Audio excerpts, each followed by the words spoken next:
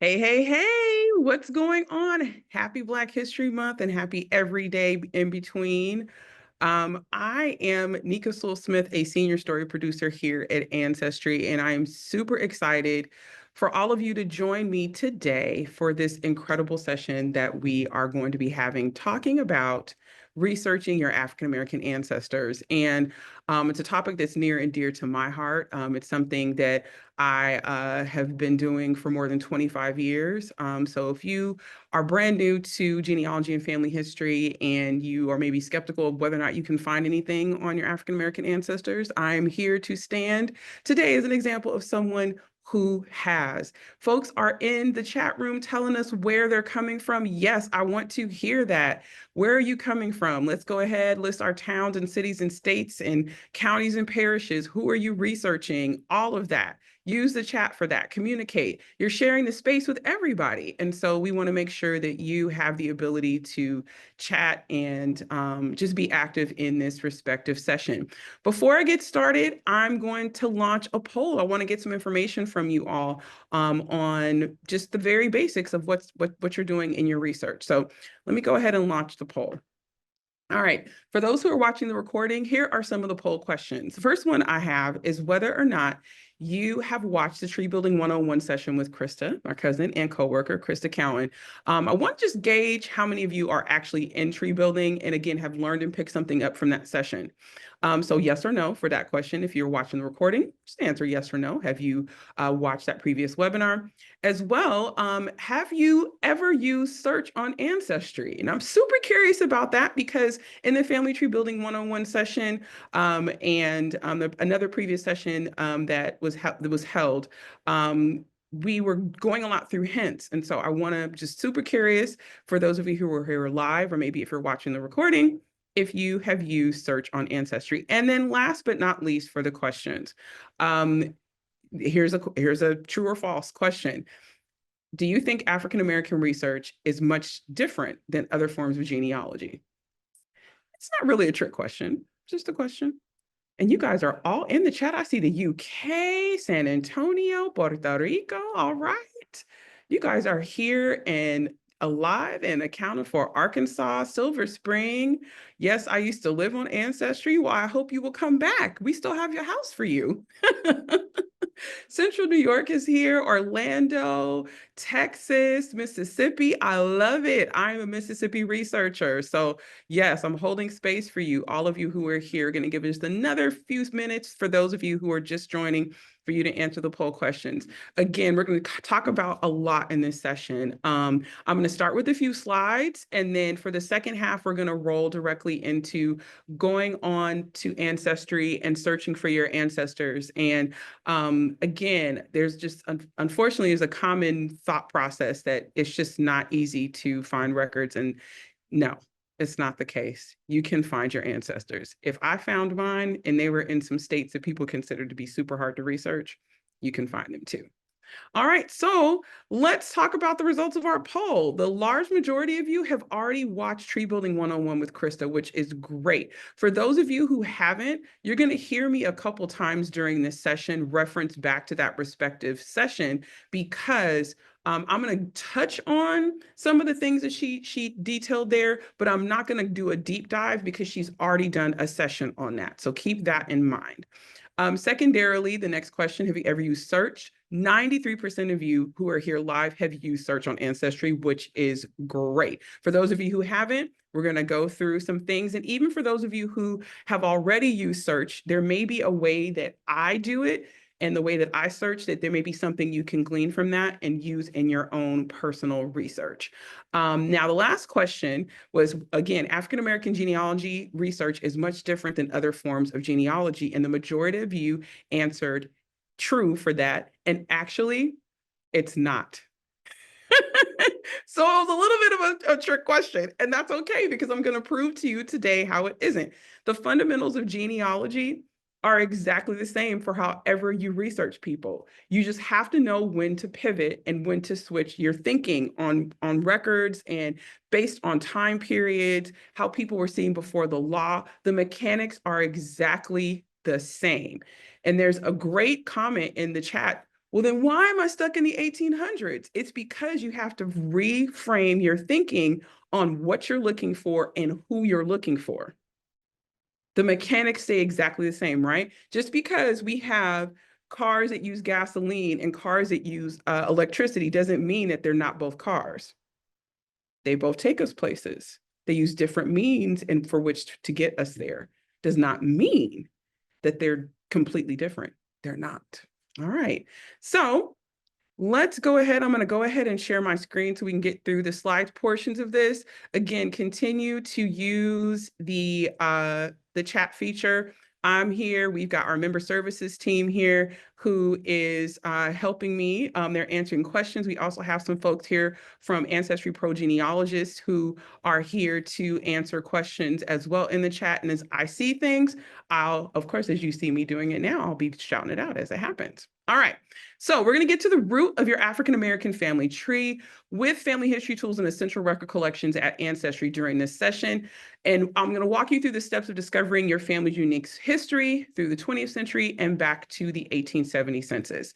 So let's get started. We're going to start with some definitions. What is genealogy? And you guys probably are thinking, why are we at school right now? Well, no, it's super important that you know the difference between genealogy and family history because there are distinct differences. Genealogy is lineage focused. It is focused on family pedigree. So it's going who begat who begat who begat who.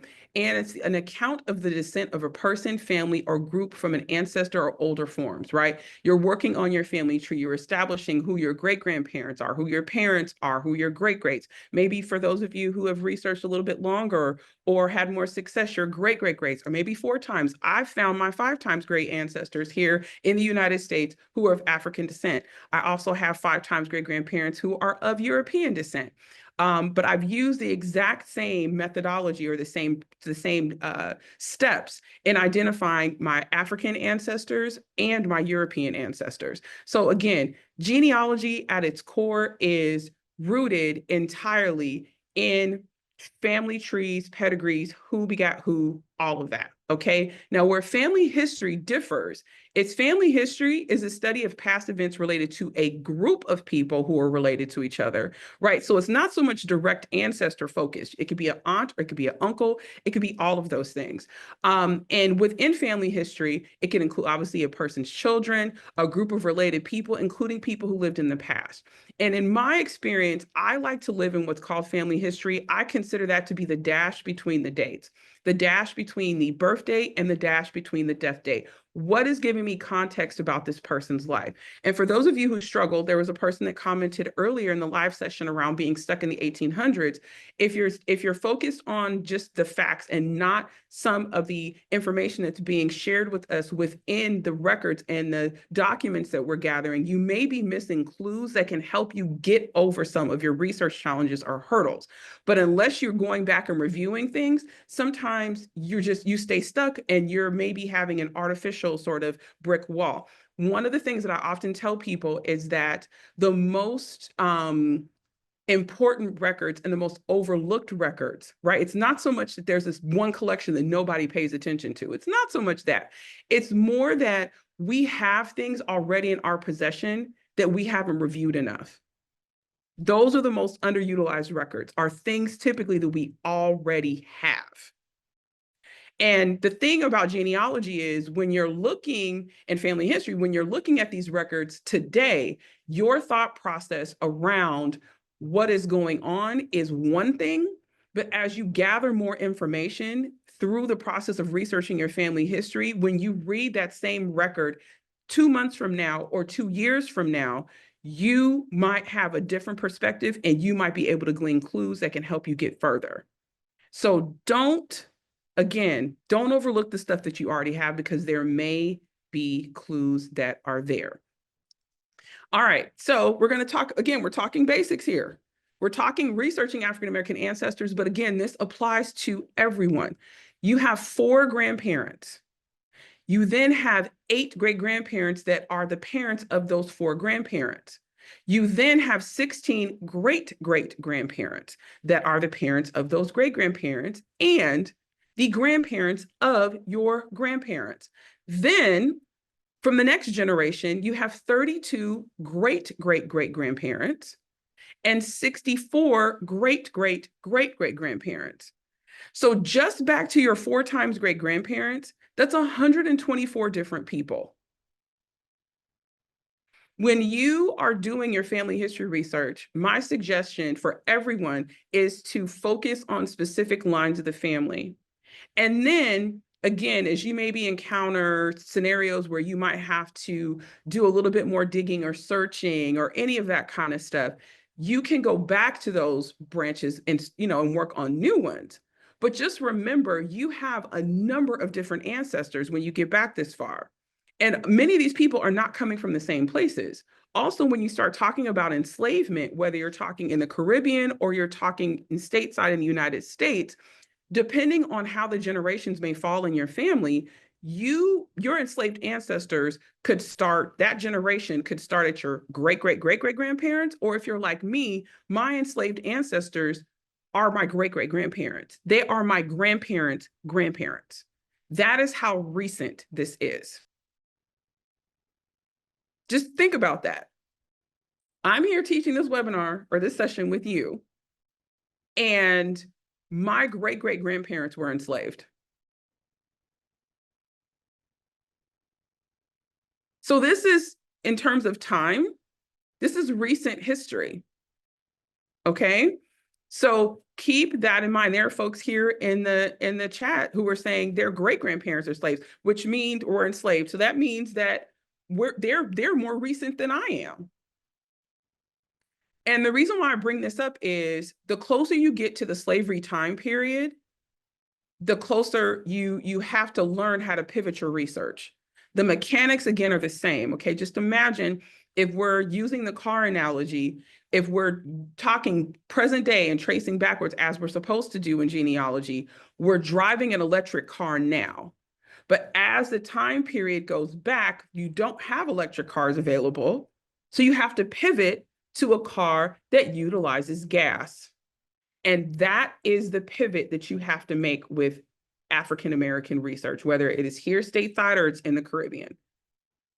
All right, so let's move more with mechanics, okay? Number one, and this is a process for everybody. So for some of you who are here, this is going to be review. Doesn't matter. It always bears repeating. You are going to start with yourself. Start with you. You are important. Even things that you think, well, everyone already knows that. No, that needs to be documented because there's going to be someone at some point researching you. And if you leave yourself out of the process, who's going to tell your story? So start with yourself, document what you know going back as far as you can, okay? For some of us, that may be great-grandparents, great-great-grandparents, regardless, you are the expert of your family tree and your family project, okay? And so you're going to start with what you know. You're going to document going back as far as you can. Again, you can start with just a simple piece of paper at the beginning, doesn't matter, right? Or maybe even you do voice notes on your phone or use the notes app, whatever it is, okay? Start a free account and start your free tree on Ancestry with the information you find. This is what's going to keep you organized. You see, I have a note here to go and watch the Family Tree Building one-on-one session because that is going to support you in your building out your tree, in adding in the facts, making sure you have the dates and the names and the locations, all of that session is there to help you support you in your initial building out based off of what you have. And I also want to pull out here, you want to reach out to your parents if they're still living, as well as relatives or what is called fictive kin. Fictive kin are people who, are in the orbit of your family, but they might not necessarily be blood related to you. For my family, there are folks that I have that I call aunt and uncle that are not my biological aunt and uncle, but they've been around for a lot of my family events. So let's say you have all of your grandparents have passed away, your parents have passed away, and you have no one you can call, but you still have your mother's best friend, or you still have your father's best friend. Those folks were around for weddings and funerals and babies being born and all that kind of stuff. And they are, in essence, experts, potentially could be experts on your family. So reach out to those folks. If you have family members that are hoarders or keep things, or maybe you're the one that doesn't throw anything away, that's okay, right? You can find the Family Tree Builder 101 session on our YouTube channel. It's recorded there, so you can go back and access that for free as well. We also offer upcoming sessions where she'll be going over that live as well. So in addition to talking to your family members, okay, and documenting what you know, what your relatives know, and all of that in your free tree on Ancestry, the next step is to gather. And I want to also call out, I'm not telling you to go and search right now. And the reason why is we're building the foundation of your project. There are some things that you may not be able to get answers to when you start searching online that you might only be able to get answers to because they're in your house repository.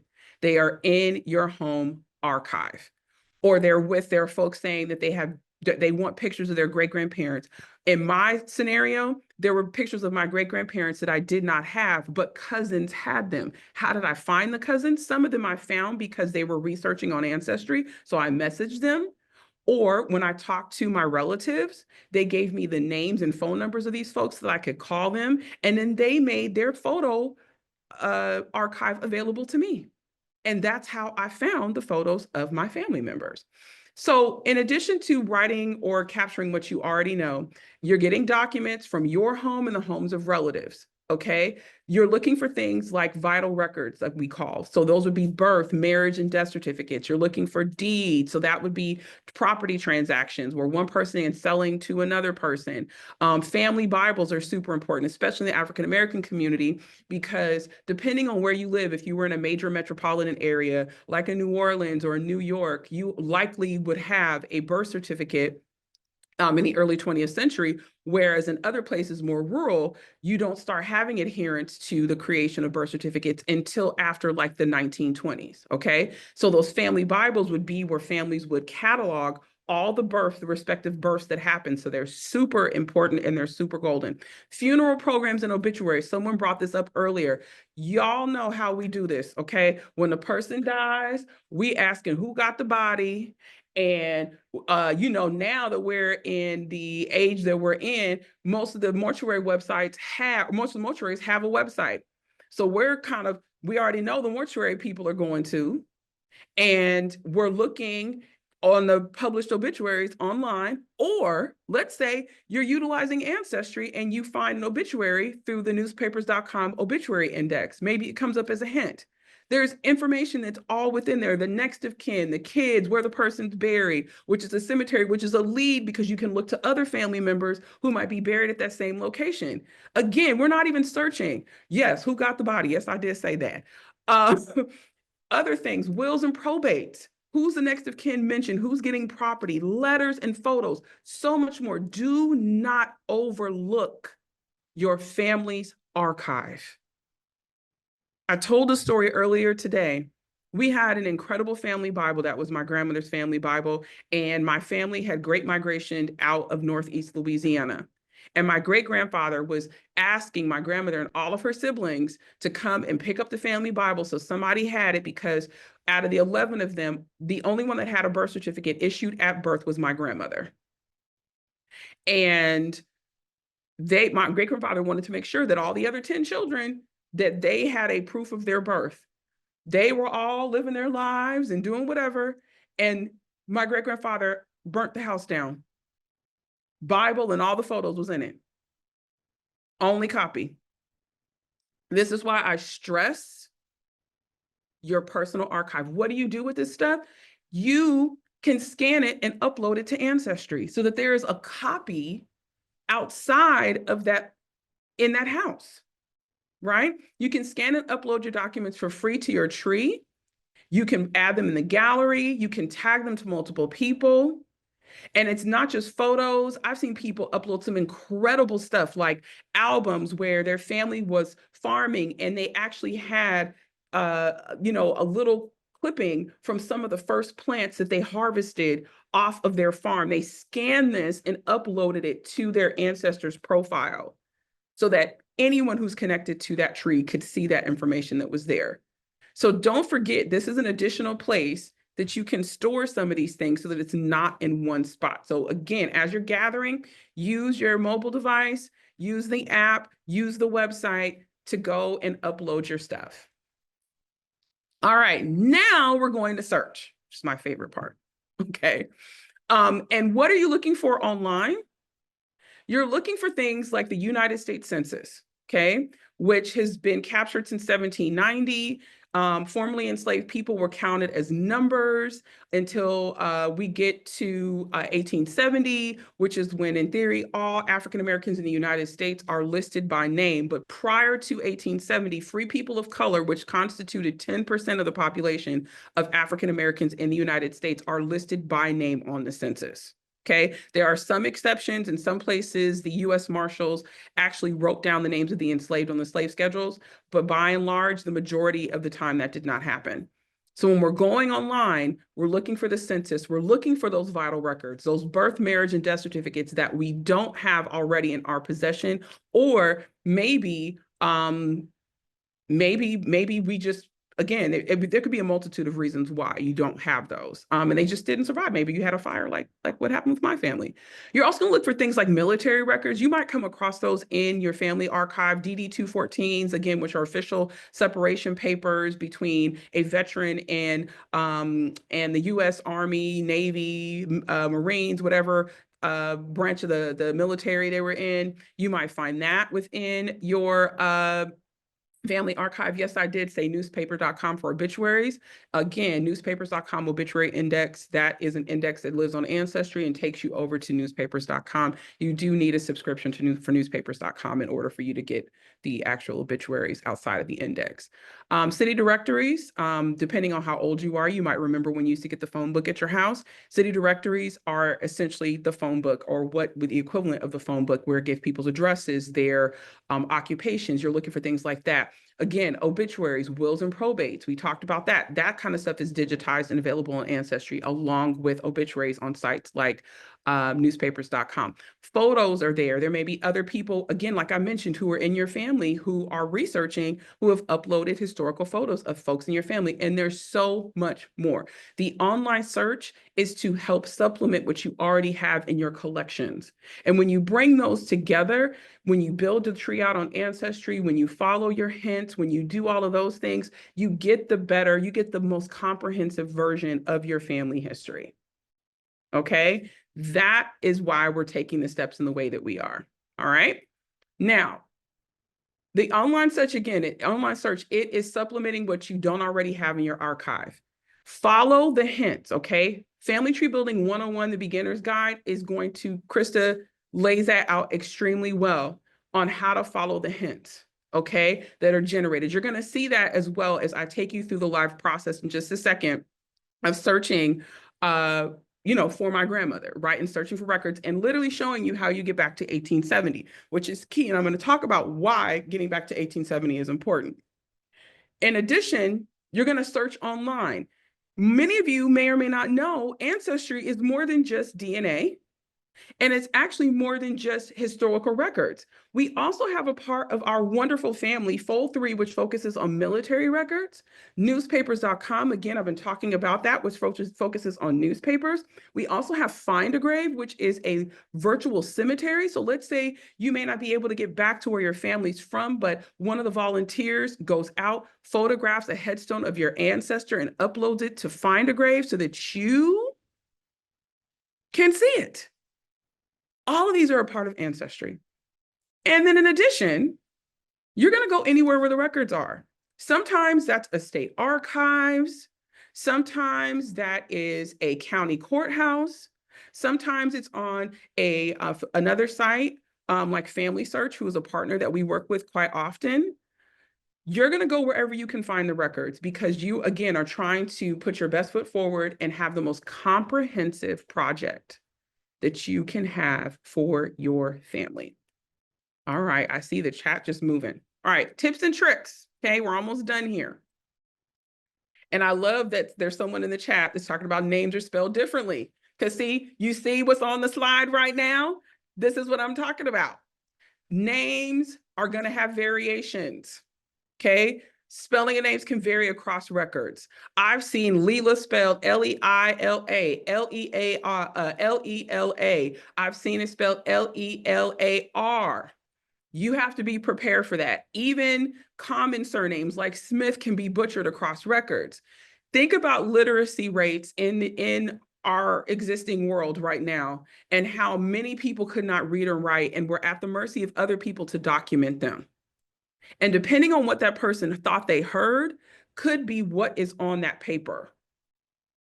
Then the other thing is handwriting and reading handwriting, it can also leave things up to interpretation. So there's a lot at play, okay? Location also matters. Why? You have to understand the changes in the names and boundaries of cities and towns and parishes and counties. Why does this matter? The person earlier mentioned that they're stuck in the 1800s. Is it possible that you're looking for them in a county or a parish that doesn't exist anymore? Be clear on the history of the location. Additionally, I'm going to hammer home the point about newspapers until the cows come home because it is an underutilized resource in genealogy and family history, big time. I find some incredible off the beaten path stuff in newspapers, okay? And again, it's giving us valuable insights into the daily lives of our ancestors. The census is only one day during 1 year during 1 decade. Newspapers ran daily and or they ran weekly. So think about all the different touch points that you would potentially have for an ancestor that you cannot get, again, on the census. Okay. Now, if you're not sure where to start when it comes to search across Ancestry, okay? Because I mentioned we've got newspapers.com, Fold 3, Find a Grave, all of that. We also have hints. Again, we're going to go through my tree in a second where you're going to see all of this stuff pop out, okay? My first suggestion is a first search across Ancestry to see what we have, okay? Then you're going to review your search results one by one and vet them to make sure that they're the correct people.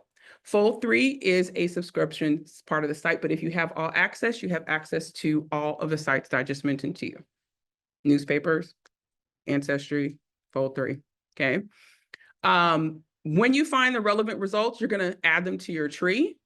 And then you can search by collection. So let's say we go through the process of finding ancestors, you're following all the hints, and you notice that there's a 1940 census that didn't pop up as a hint. You can go directly to the US Census and search it across the whole thing, or you can go specifically to that 1940 census and search just for that.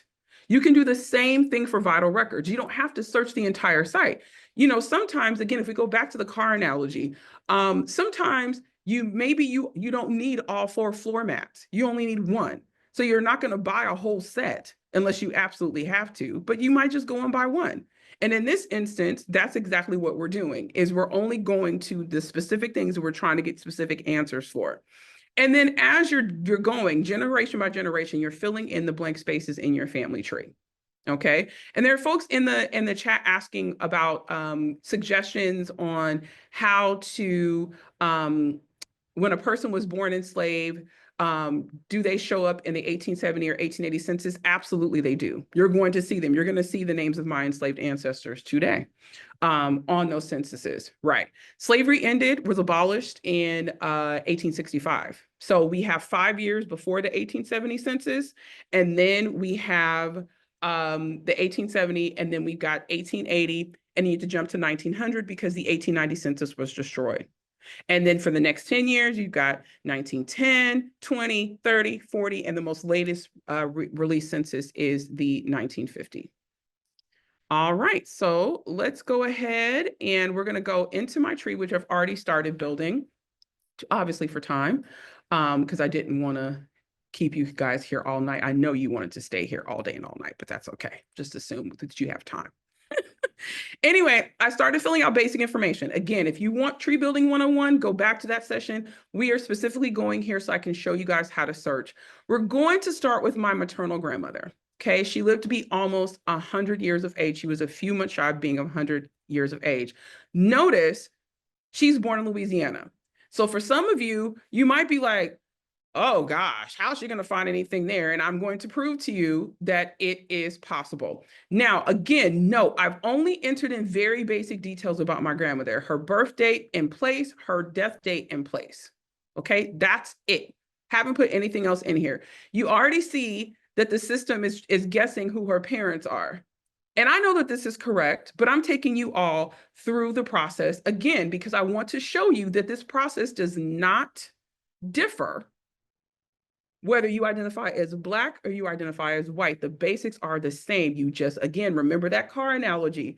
You maybe we're starting to drive in an electric car. Once we get back to a certain time period, moving to gas, right? Great question about African Americans that passed as white. At some point, typically, especially if you're talking about the 20th century, you are going to encounter a record or a census where those individuals will shift race. And it typically is in the 20th century. But what you're looking for is if it's households, families, mother and father, children's names, and you're going from census to census, if the entire household's names exactly match and the ages match, but the only thing that changes is the race, that's your tip that it's the same people. All right, so let's get to the searching.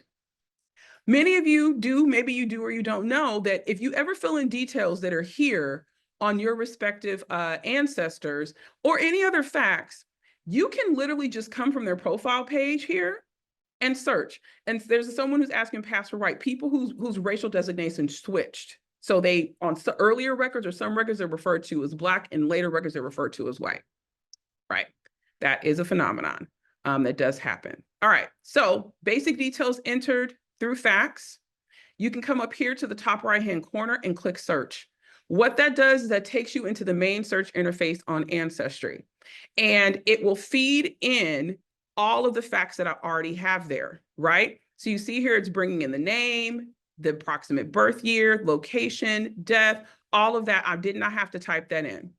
If we go and look, now I can go up here for trees, right? Look at other people's trees that might have information about my grandmother, but we're just, again, we're over here seeing what color the wall is going to turn. So let's look at the most recent census that's available, right? We've got the 1950 census. Again, if we're starting from now and we're working backwards, okay, that means we're going to start from the more recent records and go back to the older records. If we go to 1950 and we click, I know my grandmother was born in Louisiana, and I know that she lived in Chicago on the South Side. And I know the exact address of where they live because my mother talks about it all the time. And that my grandmother worked at a soap company. If you're looking, here's her occupation. She's an inspector for a soap company. Both of her parents born in the United States, right? Race marked as Negro. Go into the image. Why is this important? Because while there is information in the index, there's also information, more information that is on the actual image. I know that this is my grandmother because my mom is listed here along with my great aunt and my mother's first cousin. They're all in the same household. And if I go to maybe within the respective pages here, I'm going to find other family members because they lived across the alley from them. My grandmother's born in Louisiana. She's working. She's an inspector. It says soap, but it's actually soup. My grandmother worked at Campbell Soup, and she worked on the assembly line. She worked 40 hours a week. Also note, again, that the columns tell you what is in the respective areas, okay? So we're going to go ahead and save this to my grandmother.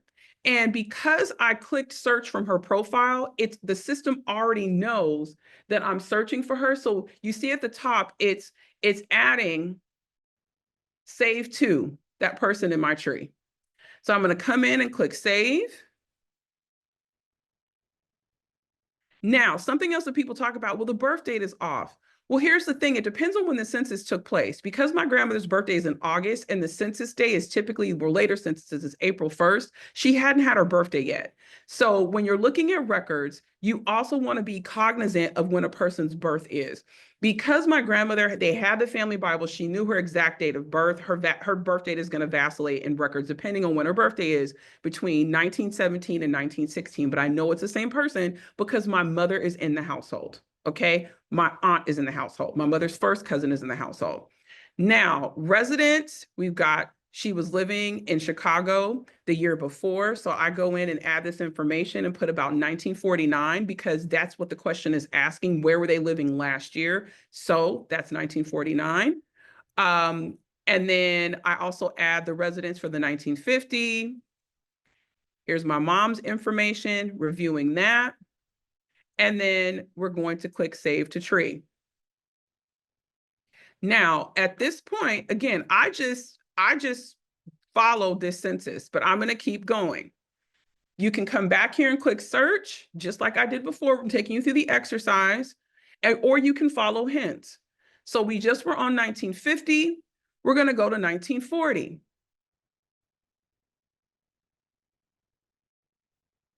And this is before my grandmother left the Deep South.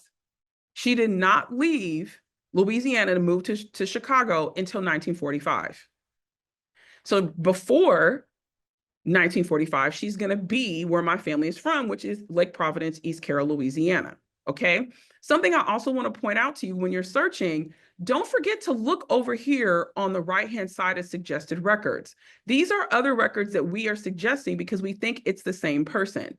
So what I'm going to do is I'm going to tab and I'm going to open up 1930 and 1920 over here. Some of you may be wondering, well, why is there no 1910? Well, look at her age. She's not born technically until 1916. Even look at this census. It's saying she's born about 1918. We've got 2 years difference. Does that mean her birthday changed? No. It just means, again, depending on who's documenting the information, depending on when her birth date falls, the age could vacillate 2-3 years. Sometimes, again, depending on if people were literate and knew when their birth dates were, I will hold a 10-year time span on the 5 on the front, 5 on the end for when their potential birth date would be. All right. So again, if you come in here to 1940, we're going to find my grandmother in the household with her father. And this, I just told the story about the family Bible. This is the man that burnt up the family Bible in the house. It's Grandpa Bay. Okay. And my grandmother's there, see Ethel. Think about it. This is why we're going back through the census. Okay. Because the information should match. Remember, my grandmother in 1950 was in a household with my mom, with my mom's first cousin, and my grandmother's sister, Ethel. Now, 10 years earlier, her and who we call Auntie, they are in the same household together with their father, who is widowed, and their brother. This process is the same for Black folks as it is for white. All we're doing is following the clues. If we scroll up the page, and this is another tip for you all, you may find other family members on the same page of the census because they're living nearby. This is my great uncle. So these 3 kids are in the household with their dad. Next door is their brother with all of these children. Okay. So we're going to go and save this. Again, information is on every column. My grandmother had done 4 years of high school. It's telling you that. It's telling you that her father, who was born during Reconstruction, only had an 8th grade education. He was also born in Louisiana. So if I didn't know my great-grandfather's name, I would have gotten it from this 1940 census because my grandmother is in the household with him. Everyone there is literate. No one is in school, but they're literate. They're living on a farm. My great-grandfather worked 60 hours a week and had the farm on his own account. Okay, so we're going to go back up here to the top and click Save to Her. And now what this is going to do is it's going to add a branch that's going to put my great-grandfather's name on the tree with my grandmother.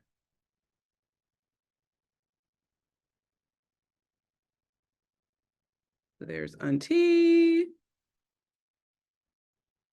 and Uncle Jack. Of course, you guys hear all of my nicknames, right? You're like, his name is Wesley. His name was Wesley James, which is why his name was Jack. All right. So let's keep going. Okay. You're going to continue this process. We've got 1950. We've got 1940. Now let's go to 1930. Okay. And someone said, when you find a family member with no hints, what is your thoughts or suggestion as to why they have no hints? It could be spelling, it could be the variation in their birth year, which is why I'm suggesting to you all to go and search direct collections. Go to, if you're on the main Ancestry search page, you can come here and you're going to all collections. We're on the all collections page. This is where we're at. Scroll down and go by state or geographic location and look at specific collections that relate to the geography of where your family is living instead of searching across the whole site, because it may seem like it's just so much information. Okay.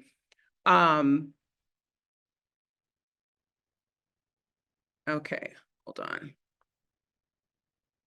All right, so let's go to 1930.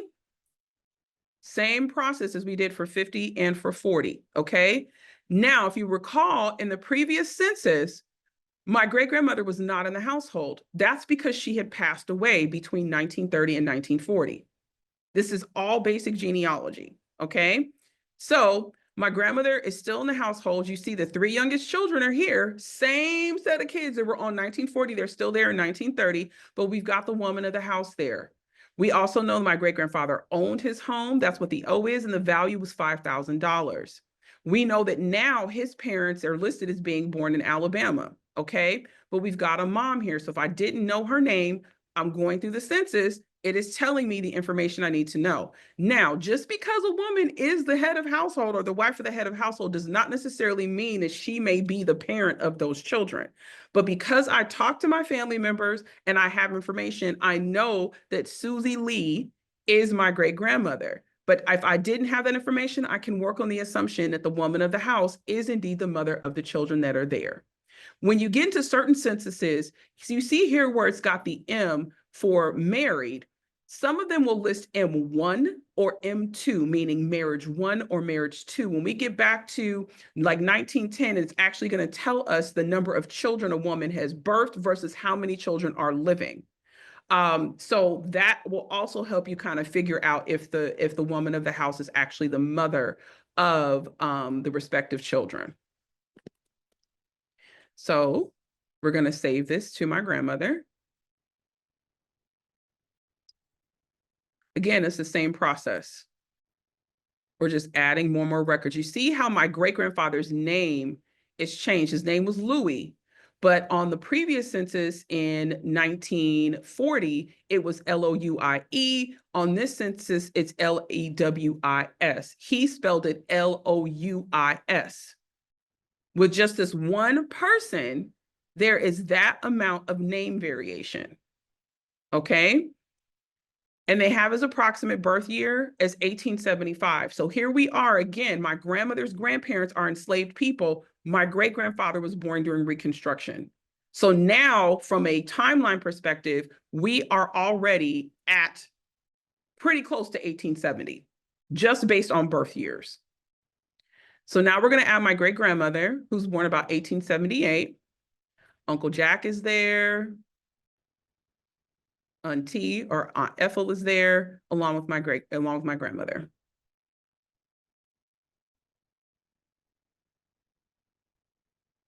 All right. How do you add wives or two husbands to a tree, or is it possible? Yep, Krista goes through all of that in tree building. So it's possible because yes, Grandpa Babe had 3 wives. All right, so this census from 1920, I want to also call something out. Someone mentioned earlier about people with their race shifting or passing. This census, if you note, it notes that my grandmother is listed as mulatto. Note that her father has a B for Black, but her mother and the rest of her siblings are listed as mulatto. Now, my grandmother would not, when I showed this to her, she laughed until she cried because she said she never identified that way. But depending on the instructions for the census enumerator, people could be referred to a number of different ways. Okay. And in this one, it was obvious because my great grandmother was lighter skinned, they relayed what her phenotype was on the census for all of her children, even if they didn't necessarily look like that.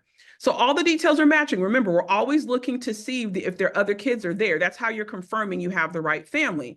Remember Wesley and Ethel, they're still there in the household. So now we've got 1950 with Ethel and Annie, my grandmother and her sister. We've got 40 with Ethel, Wesley, and Annie, and my great-grandfather. Now we've got 1920. doing the same thing. You see, all we're doing is following the process. We're looking at race, we're looking at the location that they're in, we're looking at the names of people in the family. Again, this census has his name, my great-grandfather's name, spelled the way he spelled it, Louis. Okay, now here's the question. Are we going to be able to go back to 1910 for my grandmother? Use the chat. Or if you're watching the recording, are we going to be able to go back to 1910 with my grandmother?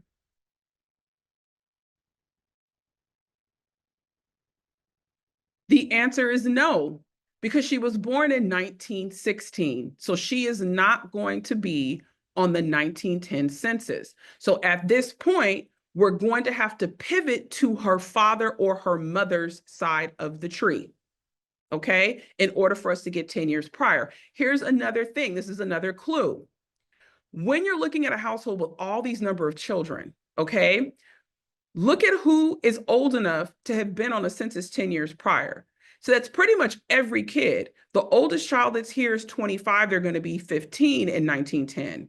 You've got a 17-year-old who's going to be 7, a 15-year-old who's going to be 5, a 13-year-old who's going to be 3, and technically an 11-year-old who's going to be a year old. You should see all of those names on the respective 1910 census, correct? Correct. That's what you want to have, okay? So you go ahead and you save this to your tree.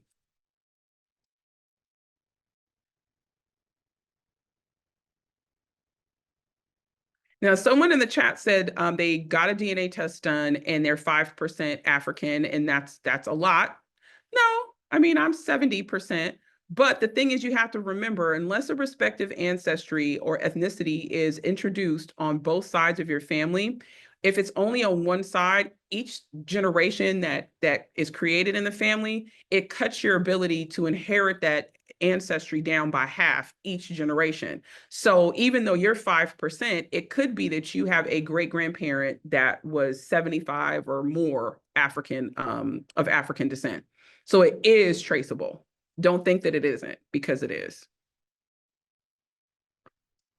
All right, so now we firmly established we cannot go back any further in terms of the censuses. Through my grandmother, we're going to have to go through her mother or her father. So we can pick her dad. And I'm going to take this back to 1870 very, very quickly, because I want to have time for questions with you all. So you see, we're not getting any hints, okay? But there's an assumption being made, or that, we're giving a suggestion that his parents are these two people. So here's a scenario where we're going to go back to search, and we're going to go to the US Census to try to find him in 1910. You can go to the US Census Federal Collection. You can search from this page, or you can go directly to the respective census on said page. You're going to go to 1910. Now, remember, his name is spelled a number of different ways, okay? I'm going to zoom in because his name is Louis, and it could be spelled this way or this way. But I'm going to use a special thing called an asterisk. What is that doing? One or more characters, it's replacing that.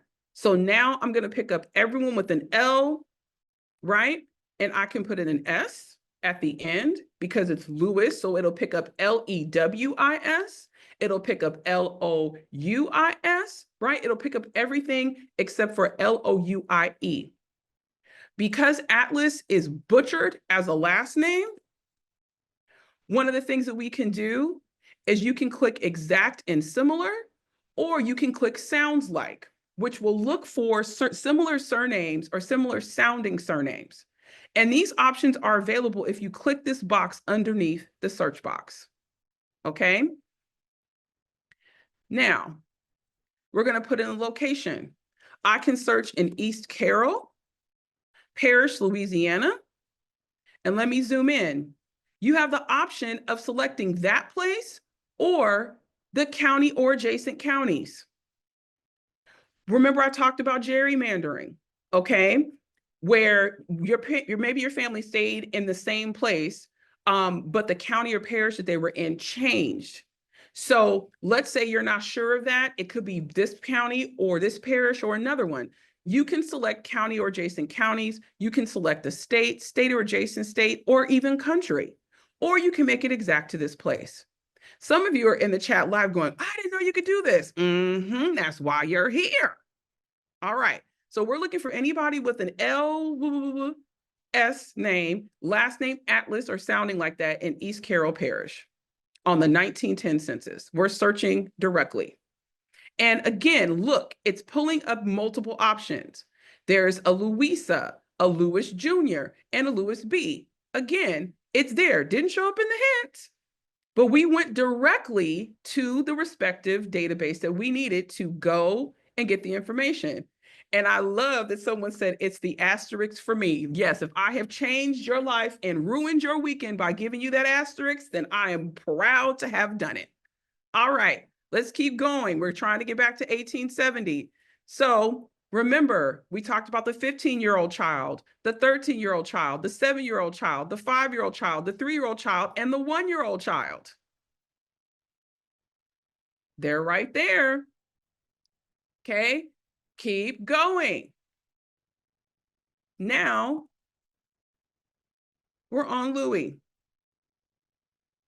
And we're just going to keep going. The process is the same for everyone.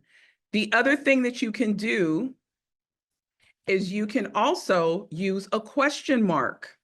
And we're going to do that next time when we go to the 1900 census. So instead of using the asterisk for one or more characters, we're going to use a question mark instead. And there are some of you who are in the chat who are appropriately noting that this is called a wildcard search. What about a name like Willie? Yes, it could be William, Will, Willie with a Y or an IE. This is why you would use the asterisk. So no, when I added that 1910 census, now we got 13 hints. And yes, someone just asked, were you at Afrotech? Yes, I was at Afrotech. Here are photos I've uploaded of my great-grandfather. Here's the 1900 census. Here's the 1880 census. So for time, let's go ahead and go to the 1880 so that we can get the names of his parents because we know that they were enslaved.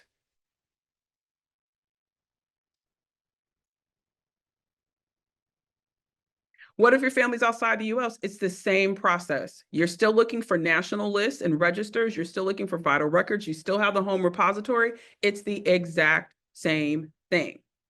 Now, someone talked about Native American ancestry. We can talk about that for days because I am a citizen of the Cherokee Nation, so I can help with that too. But we're here for African American research. All right, want to make sure that you guys get what you have, especially if you have some questions. We might be able to answer those live.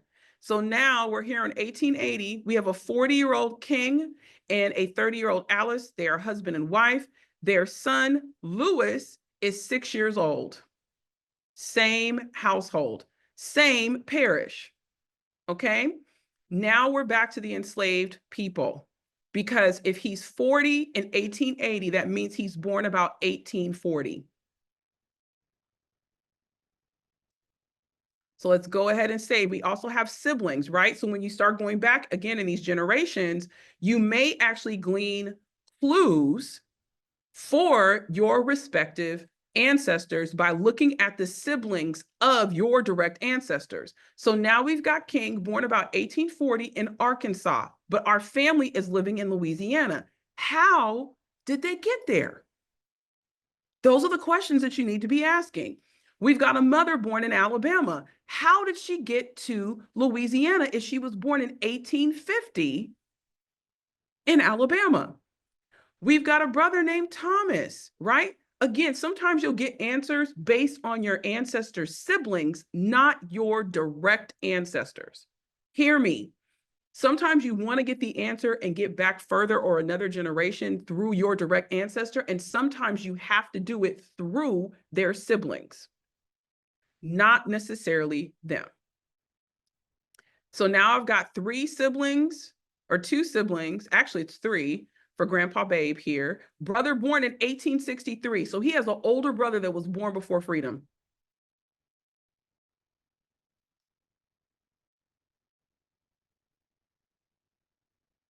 All right, so let's get back to our big ticket item, because is Grandpa Babe going to be on the 1870 census? No, because he's born in 1875.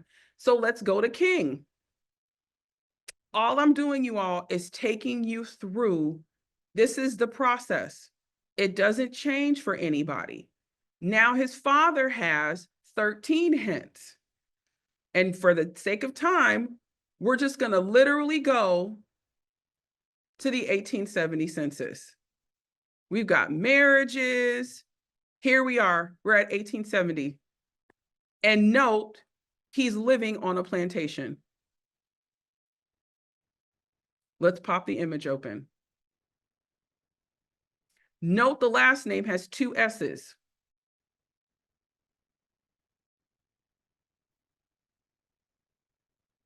Here he is as a 23-year-old newly emancipated man, listed as a farmer, $1,000 worth of personal estate. Real estate is land, personal estate could be cows, livestock, all of that.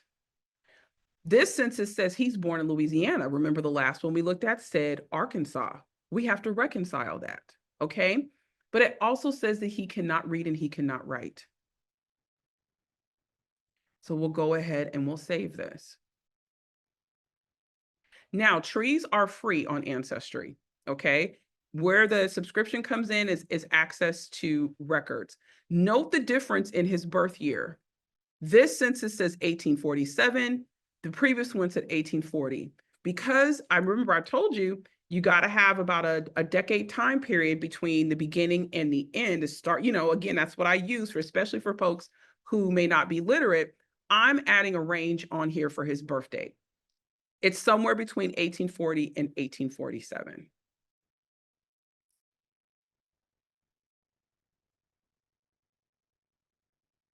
All right. So let me stop sharing.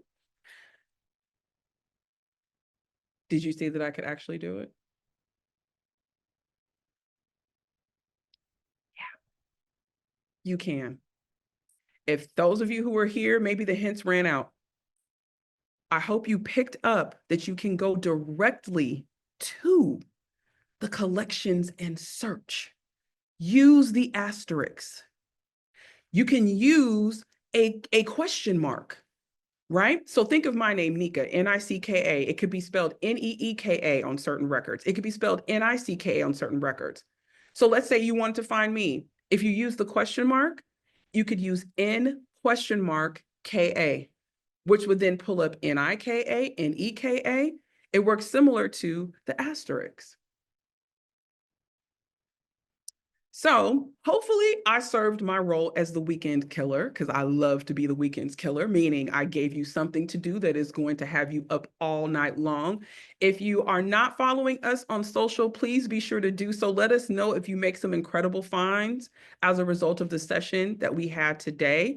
I will be doing another one on researching your enslaved ancestors on Ancestry. So if that is something that you've had a challenge trying to do, I will be teaching that session as well. But I thank you so much to so many of you who have been here, who have provided your feedback in the live session, in the chat. If you are watching the recording, share what you learned, share what you picked up during this session. Maybe it was a reiteration of something you forgot, or maybe it was something that I mentioned in a record that you maybe didn't go back and look for. Regardless, if you picked up anything from this session, that is everything that I hoped and I wished for. So thank you so much for joining, and continue to make sure that you register for more of these live events so that you can have as much success as possible building out your tree here on Ancestry. Have a great day and have a great weekend. Bye-bye.